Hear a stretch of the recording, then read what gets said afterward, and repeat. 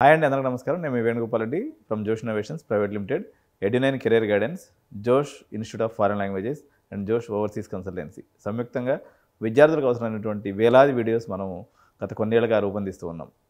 ఈరోజు 2026 సంవత్సరానికి సంబంధించి అడ్మిషన్ల ప్రక్రియకు సంబంధించి ఎడ్యునైన్ ప్రారంభిస్తూ కొన్ని విషయాల్ని పేరెంట్స్కి తెలియజేయాలనుకుంటున్నాను. దాదాపు 3 నెలల విరామం తర్వాత ఈరోజు మొదటి వీడియో నేను చేస్తూ ఉన్నాను. సో 2026లో మా దగ్గర సర్వీస్ తీసుకోబోయేటువంటి పేరెంట్స్కి, అదేవిధంగా తెలుగు రాష్ట్రాల్లో ఉన్నటువంటి అందరి తల్లిదండ్రులకు కూడా మంచి జరగాలని ఆశిస్తూ మేము మంచిగా మన కాణిపాక వినాయకుడిని, అదేవిధంగా వెడల స్వామిని కూడా మనం ఆశీర్వాదం తీసుకొని మీ అందరికీ మేలు జరగాలని, అట్ ది సేమ్ టైం అందులో మేము కూడా ఉండాలని కోరుకుంటూ ఈ వీడియోని ప్రారంభిస్తున్నాను అనమాట. అయితే సార్, మీరు అంతా శుభసూచకమే చెప్తారా ఈ వీడియోలు అంటే? అలాంటిది ఏం లేదు. ఎందుకంటే దాదాపు ఈ 3 నెలల పరిణామ క్రమంలో, దాదాపు 3 నెలల నుంచి నేను గమనించిన పరిణామ కాలంలో 2026లో పేరెంట్స్ ఎవరైతే అడ్మిషన్ తీసుకోబోతున్నారో ఇది వాళ్ళకి అత్యంత ఛాలెంజింగ్ పీరియడ్ అని చెప్పాలి. గత 3 ఏళ్ల నుంచి నేను కూడా వీడియోస్ చేస్తున్నాను. ఒకసారి సిఎస్సి పని అయిపోయిందని చేసినాను. లాస్ట్ ఇయర్ కోర్ బ్రాంచెస్ని మోటివేట్ చేస్తూ, అదేవిధంగా మన బీబీఏకి సంబంధించిన అనేక కోర్సులు మోటివేట్ చేస్తూ వీడియోస్ చేయడం జరిగింది. ఈసారి 2025కి ఈసారికి యాజ్ ఇట్ ఈజ్ మిగిలిన అన్ని పరిణామాలు యాజ్ ఇట్ ఈజ్గా ఉన్నప్పటికీ ఈసారి మనకి అనుకోని అతిథిగా వచ్చి మనల్ని అందరినీ బాగా బాదర్ చేస్తున్నటువంటి వ్యక్తి, మనల్ని బాగా డిస్టర్బ్ చేస్తున్నటువంటి వ్యక్తి ఎవరైతే ఉన్నారో డీజేటీ డొనాల్డ్ జే ట్రంప్ ఎవరైతే ఉన్నారో, అమెరికన్ ప్రెసిడెంట్. ఇప్పటి వరకు మనకి సిఎస్సి పాయింట్ ఆఫ్ వ్యూలో, ఎందుకంటే మన దగ్గరకు వచ్చేటువంటి పేరెంట్స్ అందరూ, మన దగ్గరకు వస్తున్నటువంటి మెజారిటీ ఆఫ్ ది పేరెంట్స్లో ఎంపీసీ పిల్లలు ఎక్కువ మంది వస్తూ ఉంటారు. తెలుగు రాష్ట్రాలంటేనే ప్రపంచానికి ఇంజనీర్లు తయారు చేసే ఫ్యాక్టరీగా, అదేవిధంగా ప్రపంచానికి మంచి సాఫ్ట్వేర్ ఇంజనీర్లుగా అందించి ప్రపంచవ్యాప్తంగా ఐటీ రంగంలో ఒక రెవల్యూషన్ తీసుకొచ్చినటువంటి మన తెలుగు రాష్ట్రాల విద్యార్థులందరూ, వాళ్ళకి సపోర్ట్ చేసినటువంటి ఇంజనీరింగ్ కాలేజీలందరూ అందరికీ కూడా గడ్డుకాలం అనే చెప్పాలి. 3 ఫ్యాక్టర్స్ తల్లిదండ్రులని తీవ్రమైనటువంటి ఆలోచనలో పడేసేటువంటి పరిస్థితి ఉంది. ఎటువంటి ఫ్యాక్టర్స్ని కన్సిడర్ చేయాలి? ప్రపంచవ్యాప్తంగా 2026 అడ్మిషన్ తీసుకోబోయేటువంటి పేరెంటు మీరు సరైనటువంటి నిర్ణయం తీసుకోకపోతే మీతో పాటు మీ స్టూడెంటు, అదేవిధంగా ఇంటర్న్ సమాజం, ఇంటర్న్ మన భారతదేశం కూడా దానికి బాధితులుగా మారిపోయేటువంటి అవకాశం ఉంది. కాబట్టి ఎటువంటి జాగ్రత్తలు తీసుకోవాలని చూసినట్టు పర్టికులర్గా ప్లేస్మెంట్స్ అండి. ఒక పేరెంట్ మొట్టమొదటిసారిగా ఇప్పుడు ఏం చేయాలంటే, చాలామంది లాస్ట్ టైం కూడా నేను ఎంత చెప్పినా కూడా వినకుండా సిఎస్సి అంటే వెళ్ళారు. అమెరికా తుమ్మినా దగ్గర మనం డైరెక్ట్గా మన అడ్మిషన్ల మీద ప్రభావం పడేటువంటి పరిస్థితి. ఎవరైతే తల్లిదండ్రులు తీసుకోవాలనుకుంటున్నారో, ఎవరైతే అంటే సిఎస్సి గ్రూప్ని తీసుకోవాలనుకుంటున్నారో వాళ్ళు మాత్రం లాస్ట్ త్రీ ఇయర్స్కి సంబంధించినటువంటి స్టూడెంట్స్ ఎవరైతే పాస్డ్ అవుట్ అయ్యి బయటకు వచ్చి ఉన్నారో ఆ పేరెంట్స్ని కనుక్కోండి. వాళ్ళు ఎటువంటి బాధలు పడుతున్నారో, ఎంత భయానకమైనటువంటి పరిస్థితులు ఎదుర్కొంటున్నారు అనేది మీకు తెలుస్తుంది. ఇప్పుడు మనకి 3 భాగాలు ఉంటాయండి ఇందులో. మొట్టమొదటిది మంచి కాలేజ్ సెలెక్ట్ చేసుకోవడం అనేది ఒక భాగం. మీ అందరికీ తెలిసిందే. ఈరోజు డబ్బులు ఉన్నటువంటి వాళ్ళందరూ మంచి కాలేజీని సెలెక్ట్ చేసుకుంటారు. మంచి కాలేజీని అంటే top 10 colleges of any states, ఏ స్టేట్లో ఒక 10 కాలేజీలు డబ్బు ఉన్నటువంటి వాళ్ళు దాంట్లో తీసుకుంటే మంచిది. తర్వాత టాప్ 5 బ్రాండ్స్, లేకపోతే టాప్ 10 బ్రాండ్స్ ఇన్ ఇండియా. బ్రాండోడ్కి ఏంటి అంటే, బ్రాండోడ్ సంవత్సరానికి ఒక 1000 కోట్లు, 2000 కోట్లు, 10,000 కోట్లు సంపాదిస్తాడు. కాబట్టి వాడి దగ్గర ఈ యొక్క ఉపద్రవాన్ని ఎదుర్కొనేదానికి ఏం స్ట్రాటజీ అనేదానికి ఒక స్ట్రాటజీ టీం ఉంటుంది. కంపారిటివ్లీ చిన్న కాలేజీతో పోల్చి చూసుకున్నప్పుడు ఆ స్ట్రాటజీ టీము వాళ్ళ యొక్క విద్యార్థులను బయటపడేయడానికి to the maximum extent strategy చేయగలరు. చిన్న కాలేజీ వాళ్ళు ఫీజు రీయింబర్స్మెంట్ కోసం ఎత్తుక్కొని ఆ పిల్లలకి చదువు చెప్పించడంలోనే వాళ్ళ జీవితం పాపం ఆగమైపోతూ ఉంటుంది. సో నెక్స్ట్ మా పిల్లడికి భవిష్యత్తు ఏమవుతుంది, డొనాల్డ్ ట్రంప్ ఏం ఆలోచిస్తున్నాడు, పుతిన్ ఏం ఆలోచిస్తున్నాడు, షాబాజ్ షరీఫ్ ఏం ఆలోచిస్తున్నాడు, లేకపోతే జర్మనీ ప్రెసిడెంట్ ఏం ఆలోచిస్తున్నాడు, వీటన్నిటి గురించి ఆరాధించేటువంటి పరిస్థితి ఆ ప్రిన్సిపల్కి కానీ ఆ కాలేజ్ యాజమాన్యానికి కానీ ఉన్నది. కాబట్టి బ్రాండ్స్లో వెళ్ళడం అనేది కూడా ఇప్పుడున్నటువంటి స్ట్రాటజిక్ పరిస్థితిలో మంచిదే. భారతదేశము నాకు తెలిసి, నాకు 45 ఏళ్ళు అయితే నాకు బుద్ధిరిగి ఎప్పుడూ లేనంత దౌత్యపరమైనటువంటి ఇబ్బందుల్లో భారతదేశం ఉంది. చాలా ఇబ్బందుల్లో ఉన్నాం అనమాట. ఎందుకంటే మనకి ఇప్పటి వరకు భారతదేశానికి ఫారిన్ రెమిటెన్సెసే మేజర్ ఇన్కమ్. మనకి ఇండియాకు వస్తున్నటువంటి ఇన్కమ్ నేను చెప్తాను చూడండి. ఫారిన్ రెమిటెన్సెస్ అంటే మీరందరూ విదేశాలకు పోయి అక్కడ డబ్బులు పోయేటప్పుడు పోయినా అక్కడ సంపాదించినంత మళ్ళీ వెనక్కే పంపిస్తారు. కాబట్టి మీరు పంపించే డబ్బులనే ఫారిన్ రెమిటెన్సెస్ అంటారు. ఇది మనకు వచ్చేటువంటి ఆదాయం. తర్వాత దాదాపు ఇండియన్ ఎకానమీలో మేజర్ ప్రపోర్షన్ ఉన్నటువంటి మనకు భాగం వచ్చేసి సర్వీస్ సెక్టర్ అండి. సర్వీస్ సెక్టర్ మనకి జిఎస్టీ ఇన్కంలో మేజర్ ఇన్కమ్ అనమాట ఇది. 3వ ఇన్కమ్ వచ్చేసి ఎక్స్పోర్ట్స్. ఈ 3 అత్యంత దారుణంగా ఫెయిల్ అయిపోయినటువంటి రోజు అనమాట ఈరోజు. ఫారిన్ రెమిటెన్సెస్ పంపించాలంటే మనకు మెజర్గా వచ్చేటువంటి ఫారిన్ రెమిటెన్సెస్ ప్రధానంగా యూఎస్ఏ ప్లస్ వైట్ నేషన్స్ అంటే ఆస్ట్రేలియా కానీ కెనడా కానీ లేకపోతే అక్కడి నుంచి వచ్చేటువంటి యూఎస్ఏ అసోసియేటెడ్ ఫ్రెండ్స్. నెక్స్ట్ మనకు అత్యంత ఆప్తుడు ఎక్కువ రెమిటెన్సెస్ మనకి ఇస్తున్నటువంటి కంట్రీస్లో సౌదీ అరేబియా ఉందండి. సౌదీ అరేబియా, యుఏఈ, ఇక్కడ మన ఇండియన్స్ ఎక్కువ ఉంటారు. ఖతార్. మన దురదృష్టం కొద్దీ ఈ పాకిస్తాన్ వాడు ఏం చేసిందంటే నాటో పాకిస్తాన్ అని చెప్పేసి వాళ్ళు ఒక గ్రూప్గా వాళ్ళ రకంగా ఇండియాకి వ్యతిరేకం అయిపోయినటువంటి పరిస్థితి. సో మనకు మిగిలినటువంటి 2 మిత్ర దేశాలు మనకి ఎందుకు పనికిరానటువంటి దుర్భరమైనటువంటి పరిస్థితి. మనకి మిగిలినటువంటి 2 దేశాలు ఏంది? యుఎస్ఎస్ఆర్ అంటే ఇప్పుడు రష్యా ఒకటి, చైనా ఒకటి. మనకి ఇప్పటివరకు ఈ 2 దేశాలకు పోయి అలవాట్లేదు, ఇక్కడ నుంచి రెమిటెన్సెస్ పంపించి అలవాట్లేదు. ఈ 2 దేశాలకు వెళ్ళి మనం చదవలేము, మనం ఉద్యోగం చేయలేము, మనం రెమిటెన్సెస్ పంపించలేము. కాబట్టి ఫస్ట్ ఇన్కమ్ 0 అయిపోయింది. ఇక్కడ ఉన్నటువంటి పరిస్థితుల్లో మనకు అక్కడి నుంచి రెమిటెన్సెస్ దాదాపు 70% పడిపోయే పరిస్థితి మనకు అక్కడ ఉంది. ఎందుకంటే H1B వీసా ఇష్యూస్ ఉన్నాయి, అదేవిధంగా వాళ్ళ గ్రీన్ కార్డు విషయంలో ఇష్యూస్ ఉన్నాయి, తర్వాత పార్ట్ టైం జాబ్స్ విషయంలో ఇష్యూస్ ఉన్నాయి. వీటన్నిటికి మించి అసలు ఇక్కడి నుంచి వెళ్ళడానికే బ్యారియర్ కట్టేసిండు ఆయన.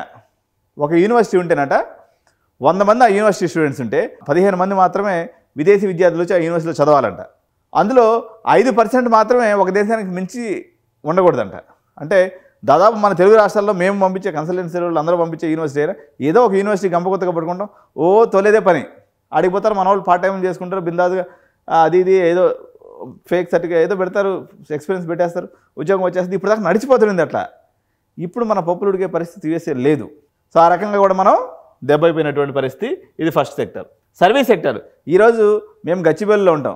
గచ్చిబౌలి 24 గంటలు దగద్దబాయంగా మెరిసిపోతూ ఉంటుంది. దీనికి కారణం వచ్చేసి భారతీయ కంపెనీలు అయినటువంటి టీసీఎస్ కానీ, ఇన్ఫోసిస్ కానీ, టెక్ మహీంద్రా కానీ, ఇట్లా వందలాది వేలాది కంపెనీస్ అన్నీ కూడా భారతదేశంలో ఉన్నటువంటి నిపుణులైనటువంటి ఇంజనీరింగ్ యొక్క సర్వీసెస్ని ఇతర దేశాలకు అందిస్తూ వచ్చినాయి. దీని మీద కానీ ట్యాక్స్ వేస్తారు అనేటువంటి పరిస్థితి ఉంది ఇప్పటి వరకు. ఈ ట్యాక్స్ కానీ పడిపోయిందంటే మొత్తం ఒకే దెబ్బతో కూలిపోయినటువంటి పరిస్థితి.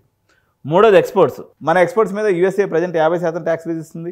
యూరోపియన్ కంట్రీస్ని కూడా 100% ట్యాక్స్ విధించమని చెప్తున్నారు. మనము చైనాకి ఎక్స్పోర్ట్ చేసే పరిస్థితిలో లేము. ఎందుకంటే ప్రపంచానికి వాళ్ళే ఎక్స్పోర్ట్ చేస్తుంటారు కాబట్టి మనం అక్కడ ఎక్స్పోర్ట్ చేసే పరిస్థితి లేదు. ఇంకా రష్యా పరిస్థితి చూసుకున్నట్లయితే ఆయిల్లే మనకి ఆయిల్ కానీ గోధుమలు కానీ మనం ఇంపోర్ట్ చేసుకునే పరిస్థితి తప్ప మనం వాళ్ళకి ఎక్స్పోర్ట్ చేయాల్సినటువంటి అవసరం ఓన్లీ కొన్ని మెడిసిన్స్ రూపంలో ఉంది తప్ప మిగిలిన ఎక్కడ వాళ్ళకి మన అవసరం పెద్దగా లేదు. తద్వారా మన మేజర్ రంగాలన్నీ కూడా దెబ్బతిన్నటువంటి పరిస్థితి. మరోవైపు భారతదేశము ఎప్పుడైనా బలిష్టమైనటువంటి సత్సంబంధాలు నైబర్స్తో కలిగినటువంటి దేశము ఎక్కువ ఎంప్లాయ్మెంటు, ఎక్కువ ఉపాధి వాళ్ళ యొక్క విద్యార్థులకు ఇవ్వగలదు. మన చుట్టూ శత్రువులు అయిపోయారు. శ్రీలంక, బంగ్లాదేశ్, నేపాల్, తర్వాత పాకిస్తాన్, అంటే చైనా వచ్చేసి అది కప్పదాటి లెక్క ఉందన్నమాట. అంటే ఏ క్షణమైనా రివర్స్ అవ్వచ్చు, లేకపోతే అట్లా ఉంది పరిస్థితి. అంటే చుట్టూ ఇబ్బందికరమైనటువంటి పరిస్థితులు ఉన్నాయి మనకి. ఈ పరిస్థితుల్లో పేరెంట్స్ ఏం డెసిషన్ తీసుకోవాలి? సార్ ఇదంతా ఉపోద్ఘాతం వదిలిపెట్టేసింది, మమ్మల్ని ఏం చేయమంటారు? ఇప్పుడు స్టూడెంట్ అనేవాడు ఏం చేస్తాడు? మీకు జేఈలో ర్యాంక్ తెచ్చుకుంటాడు, లేకపోతే విట్లో ర్యాంక్ తెచ్చుకుంటాడు, లేకపోతే ఎంసెట్లో ర్యాంక్ తెచ్చుకుంటాడు, లేకపోతే ఎస్ఆర్ఎంలో ర్యాంక్ తెచ్చుకుంటాడు, లేకపోతే అమృతలో ర్యాంక్ తెచ్చుకుంటాడు, లేకపోతే కామెడీలో ర్యాంక్ తెచ్చుకుంటాడు. ఏదో ఒక దాంట్లో ర్యాంక్ తెచ్చుకున్నాడు అనుకోండి, ఇది వాడి పని. ఇది స్టూడెంట్ రెస్పాన్సిబిలిటీ. కానీ వాడు ఒక 17 ఇయర్స్ బాయ్ ఆర్ గర్ల్ ఉన్నప్పుడు వాడికి విస్తృతమైనటువంటి పరిధి కానీ ప్రపంచవ్యాప్తంగా జరిగేటువంటి పరిణామాల మీద వాడికి అవగాహన ఉండదు. నేను గత సంవత్సరం ఒక వీడియో చేశాను, చాలా మొత్తుకొని చాలా ఆవేదనతో చేసినటువంటి వీడియో అది. ఈ ఎలక్ట్రిక్ వెహికల్ టెక్నాలజీ మీద మీరు చేరండి రా బాబు, చాలా భవిష్యత్తు ఉంటుంది, బీబీఏ డిజిటల్ మార్కెటింగ్ చేరండి, మంచి భవిష్యత్తు ఉంటుంది, అనేక ఇన్నోవేటివ్ కోర్సెస్ మీద నేను వీడియో చేశాను. ఇప్పుడు చూడండి, ప్రధానమంత్రి స్థాయిలో ఉన్నటువంటి మోడీ కూడా సెమీ కండక్టర్ ఇండస్ట్రీ లేకపోతే మేక్ ఇన్ ఇండియా నినాదం పట్టుకొని ఇచ్చేస్తూ ఉన్నాడు. ఎందుకంటే భారతదేశము 145 కోట్ల 145 కోట్ల జనాభా ఉన్నప్పుడు అనేక రంగాల్లో 99% సంపద కలిగినటువంటి భారతీయులు ఎవరు ఇండియన్ ప్రొడక్ట్స్ వాడే పరిస్థితి లేదు. ఆ ప్రొడక్ట్స్ని తయారు చేసుకునే పరిస్థితి మన దగ్గర లేదు. చిన్న చిన్న ప్రొడక్ట్స్ కూడా. ఎందుకంటే నిశ్శబ్దం ఏర్పడిపోయింది. కొంచెం టాలెంట్ ఉన్నటువంటి వాళ్ళందరూ అమెరికాకి వెళ్ళిపోయారు. ఈరోజు రివర్స్ వలసలు అవుతున్నాయి. అమెరికాలో ఉన్నటువంటి 45 లక్షల మందిలో కనీసం ఒక 10 లక్షల మంది రివర్స్ అయ్యి వచ్చినా కానీ మనకు మేలే జరుగుతుంది దీర్ఘకాలంలో. కానీ టెంపరీగా మనం క్లాస్ అయిపోతాం, అది డిఫరెంట్ ఇష్యూ. కాబట్టి మీరు మంచి కోర్సుని సెలెక్ట్ చేసుకోవాలి అన్నట్లయితే ఇప్పుడు దాకా ఏంటి, మా వాడికి ఏదో ఒక కాలేజీలో చేర్పించేస్తాను సార్, తర్వాత ఎంఎస్కి పంపించేస్తాం. ప్రస్తుతానికి మీ యొక్క కళ అనేది ఆగిపోయింది. మీరు ఎంఎస్కి పంపించే పరిస్థితిలో లేదు. భారతదేశం యుద్ధం ముంగిట్లో ఉంది. శత్రు దేశాలందరూ కూడా మూకుమ్మడిగా దాడి చేసేటువంటి పరిస్థితి ఉంది. గ్లోబల్గా కూడా కొంత యుద్ధ వాతావరణం ఉంది. అందుకనే బంగారం రేటు దూసుకుపోతూ ఉంది. రూపాయి వాల్యూ జీవితకాల కనిష్టానికి పడిపోయినటువంటి పరిస్థితి ఉంది. 89 రూపాయల దగ్గరకు వచ్చేస్తుంది. సార్ మేము తీసుకునేది ఒక చిన్న ఇంజనీరింగ్ కాలేజ్ అడ్మిషన్. ఎందుకు మాకు ఈ ఉపోద్ఘాతం? ఎదవది ఒక ఎంసెట్లో ర్యాంక్ కొట్టాలంటే, ఒక జేఈలో ర్యాంక్ కొట్టాలంటే మీ వాడిని 7వ తరగతి నుంచి జేఈ దాంట్లో వేసి 7, 8, 9, 10, 11, 12 6 సంవత్సరాలు ప్లానింగ్ చేస్తారు మీరు. అట్లాంటిది ఈ 6 సంవత్సరాల ప్లానింగు ఈ గ్లోబల్ పాలిటిక్స్ని అర్థం చేసుకొని, గ్లోబల్గా మన ఇండియాలో ఉన్నటువంటి పొజిషన్ అర్థం చేసుకొని, దాని ప్రకారంగా మీరు కోర్సుని సెలెక్ట్ చేసుకోకుండా గుడ్డి తెచ్చి తేలబడ్డట్టు అంటారు, పాత దాని సామెట అనమాట ఇది.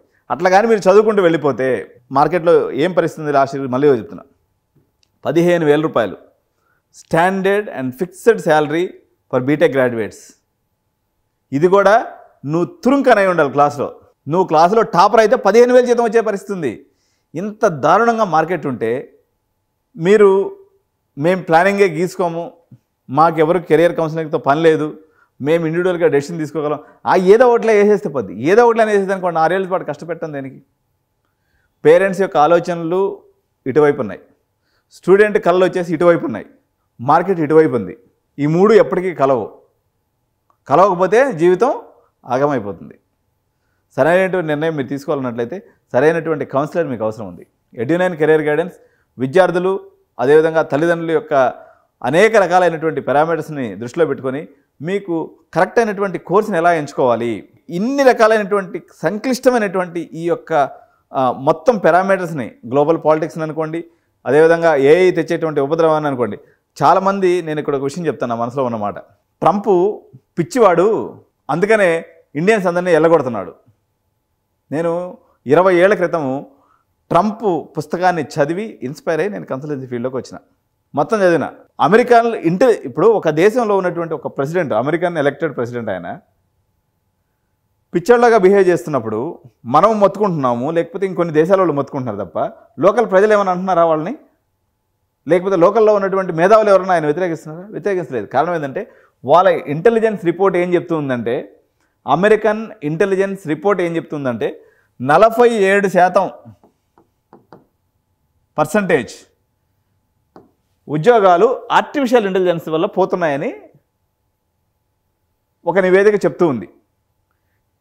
నివేదిక నాకే చెప్పినప్పుడు వేణుగోపాల్ రెడ్డికి, ఎక్కడ అమీర్పేటలో ఉన్న వేణుగోపాల్ రెడ్డికి, యూఎస్ ప్రెసిడెంట్కి తెలియదా? వాళ్ళకి ఎంతమంది ఇంటెలిజెన్స్ ఏజెన్సీ ఉన్నాయి, ఎంతమంది కంపెనీలు వాళ్ళకి రిపోర్టింగ్ ఇస్తారు, జరిగేటువంటి పరిణామాలని తెలియదా? సో ఎలాగో 47% పోతూ ఉన్నారు. 47% పోయినప్పుడు ఈ 47%లో ఒక 5% 10% అమెరికన్స్ కూడా ఉంటారుగా. మా ఉద్యోగాలు మాకుంటే మా ప్రజలు క్షేమంగా ఉంటారు, మిగిలిన వాళ్ళు ఎట్టపోతే మనకెందుకు, వాళ్ళని వాడేసుకున్నాం వదిలేసుకున్నాం అనేటువంటి భావనలో అమెరికన్ ప్రెసిడెంట్ ఉన్నారు. ఈ విషయం అమెరికన్ ప్రజలకి బాగా నచ్చుతుంది కూడా. మీరు గమనించండి, ఈసారి లండన్ నుంచి వెళ్ళిపోండి అని చెప్పేసి 1000 మంది వైట్స్ వచ్చేసి ధర్నాలు చేస్తున్నారు. ఆస్ట్రేలియా నుంచి వద్దు మాకు ఇండియన్స్ వెళ్ళిపోండి అని అక్కడి నుంచి ధర్నాలు చేస్తున్నారు. ఇప్పుడు దాకా రండి బాబు రండి అని చెప్పి ఇక్కడ ఎడ్యుకేషన్ పేర్లు పెట్టి ఆహ్వానించినటువంటి యూనివర్సిటీస్, కాలేజెస్, గవర్నమెంట్స్ అందరూ కూడా మనల్ని మొహం మీద మొత్తుతున్నారు. ఎందుకు అంటే ఏ పుణ్యం అని చెప్పేసి 50% జాబ్స్ లూజ్ అవుతున్నాయి. దానికి తోడు గ్లోబల్ సినారియోస్ డిఫరెంట్గా ఉన్నాయి. కాబట్టి సిఎస్సి ఒక్కటని కాకుండా, సిఎస్సి టాప్ 10 స్టూడెంట్స్కి ఎప్పుడు మ్యాథమెటికల్ స్కిల్ ఉండి మీకు మంచి కోడింగ్ ఎబిలిటీ ఉంటే వెళ్ళండి, తప్పలేదు. కానీ నిష్ణాతులైనటువంటి counsellor either Venugopal Reddy or XYZ ఎవరైనా కానివ్వండి, ఇండస్ట్రీలో ఉండి వాళ్ళతో మాట్లాడండి. సపోజ్ సార్ మా దగ్గర మీరు 10,000 రూపాయలు ఛార్జ్ చేస్తారు, మా దగ్గర అంత కట్టుకునేటువంటి స్తోమత లేదంటే, చివరాఖరిగా నేను ఒక మాట చెప్తాను, అట్లీస్ట్ ఒక 10 మంది స్టూడెంట్స్ లాస్ట్ 2-3 ఇయర్స్లో బీటెక్ పాస్ అయినటువంటి పిల్లలతో మాట్లాడండి.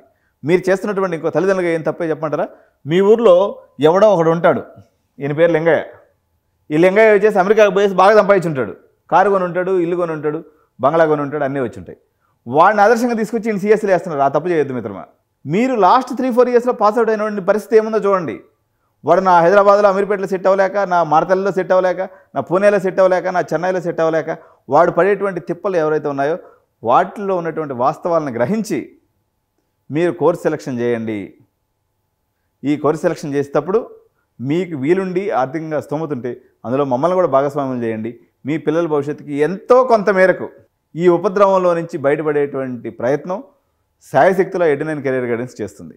సో గత 3 నెలలు గ్యాప్ వదిలిపెట్టేస్తే ఈ రోజు నుంచి ప్రతిరోజు ట్రెమెండస్ వీడియోస్ నా వైపు నుంచి ఎప్పటికప్పుడు వస్తూ ఉంటాయి. కాబట్టి తప్పకుండా ఛానల్ని సబ్స్క్రైబ్ చేయండి, లైక్ చేయండి, మీ మిత్రులందరూ కూడా షేర్ చేయండి. Thank you so much. జై హింద్.